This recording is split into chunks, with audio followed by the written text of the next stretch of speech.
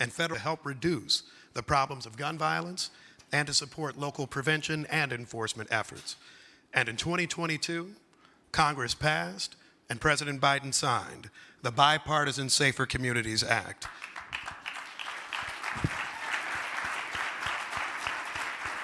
For those who don't know, the first piece of legislation to strengthen our gun laws in decades. And last year, you and President Biden established the first ever White House Office of Gun Violence Prevention. Thank you on behalf of all of our cities. We have begun to see some progress, and during 2023, many cities had significant reductions in homicides. But make no mistake, gun violence remains a serious problem in our cities and in our nation. But we're seeing a glimmer of hope, and that's what we're here to talk about today. This past fall, Madam Vice President, you met with over 15,000 students across the country on your Fight for Our Freedoms college tour. What did you hear from them, and what was on their minds? Good. Well, thank you, Mayor Lucas. It's good to be with you today. And to all the mayors who are here, let me start by thanking you for the extraordinary calling that you have answered to serve, in particular, at the local government level. And as Tom said, I once served as district attorney at the local level, and so I fully appreciate what your lives are like. I recognize you as the face of government. And they run into you at the grocery store, the gas station, at your children's softball games, and it is you that they recognize as being responsible for and accountable for all of the concerns that they may have about their life and the world. And you all rise to the level every day. And it takes a lot in terms of personal sacrifice, but also a deep commitment to service. And so let me start by thanking the U.S. Conference of Mayors and all of the members for the work that you do. Thank you. To you.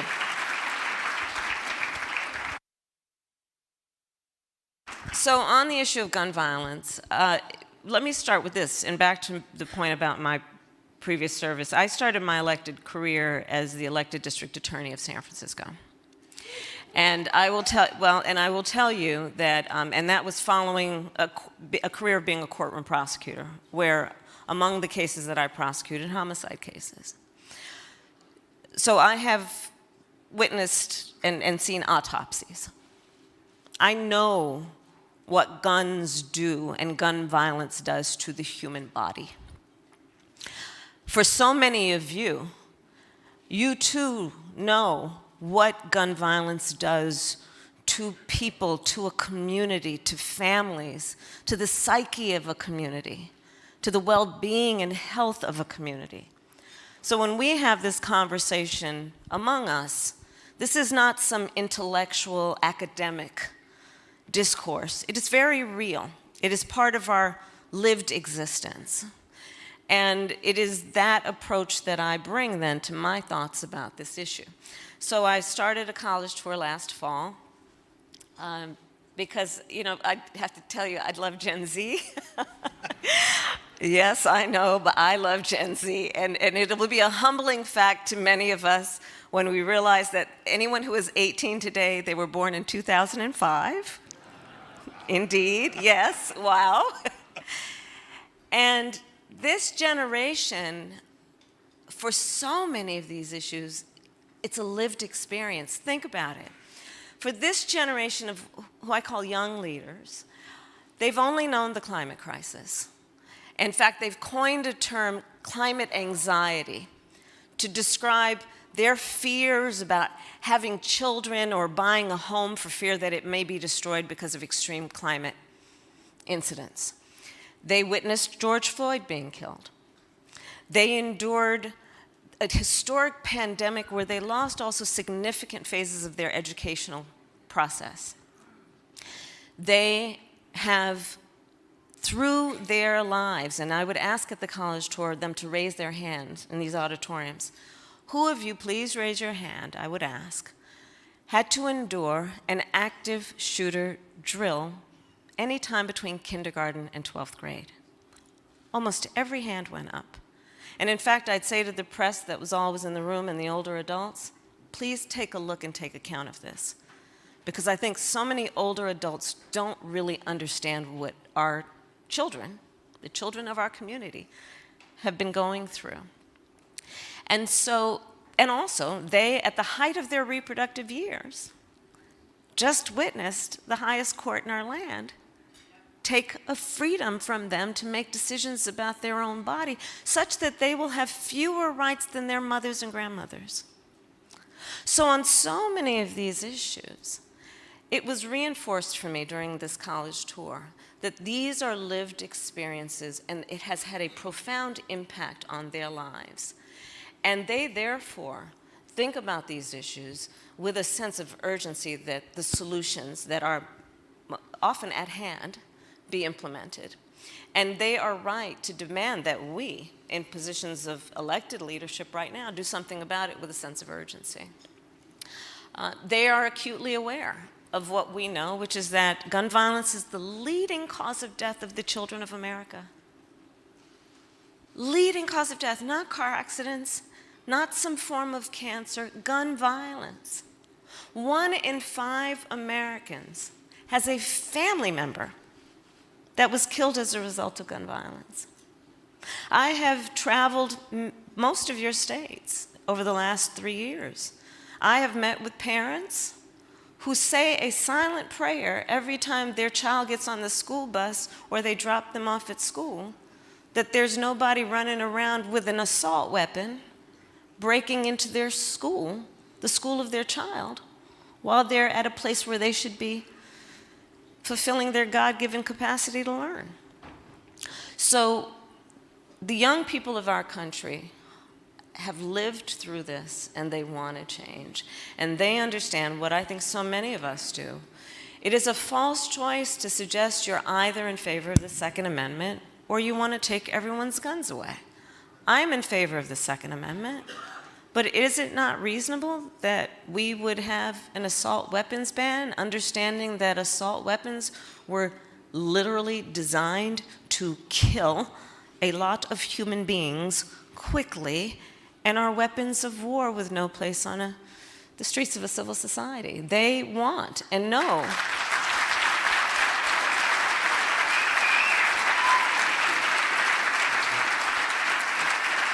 They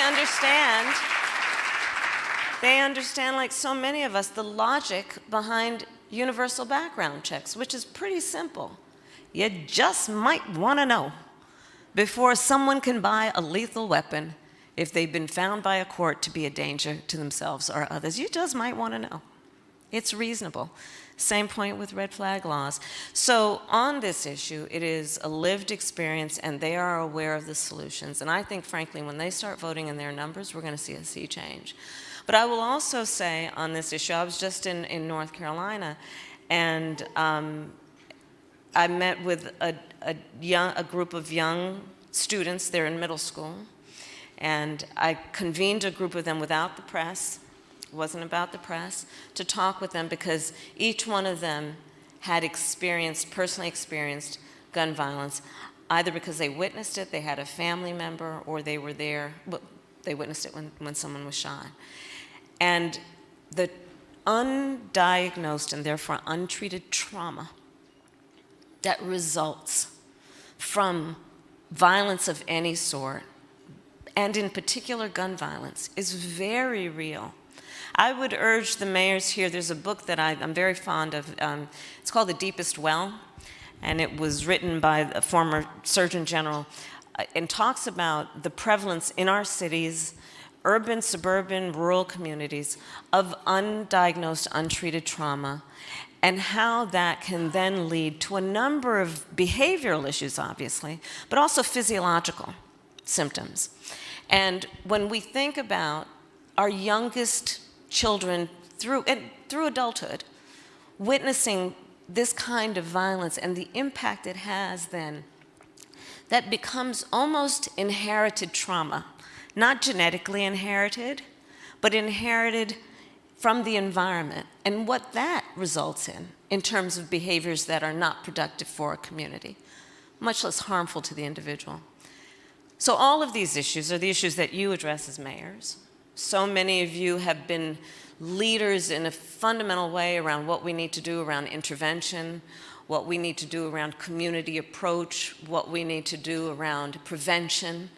And as Tom Perez said, the work that we have done through bipartisan work, thankfully, first time in 30 years on gun violence, has resulted in federal dollars flowing to you, and hope you got it. Call Tom if you didn't. But to support the work that you are doing at a local level to address all of these issues, including the issue of trauma and treatment and the need for more mental health services. During the college tour, and I'll end with this, I also issued a national call to our young leaders to enter the mental health professions. And I was thinking and had in my mind from decades earlier, remember there was a national call for people to become social workers. Similarly, we know some of the best treatment that can be offered for anyone who needs assistance is peer-based. And thinking about our young leaders, their learned experience, and then being able to be part of the solution in terms of the mental health counseling is also, I think, important. Absolutely. Thank you for that. Thank you. Thank you so much. Thank you. On the topic of fundamental rights and freedoms, you've made clear, and I thank you for this, that every American has the right to live safe from gun violence. Yeah. And let's go back to what you just mentioned with North Carolina. The administration is making historic progress, as was exemplified by your announcement in Charlotte last week, yes, of an additional $285 million to help hire and train school counselors across the country. $285 million for school counselors across the country. That is just one way you are collaborating with mayors across the country. But what is your recommendation to mayors as to how we can tackle this epidemic? Well, so you mentioned Charlotte, and I want to thank Mayor Lyles. I know you're here because I just saw you a minute ago. And so what we did, Mayor Lyles convened a group of leaders in the community. And they were teachers, they were school board members, they were parents, they were also parents of children who had been killed because of gun violence.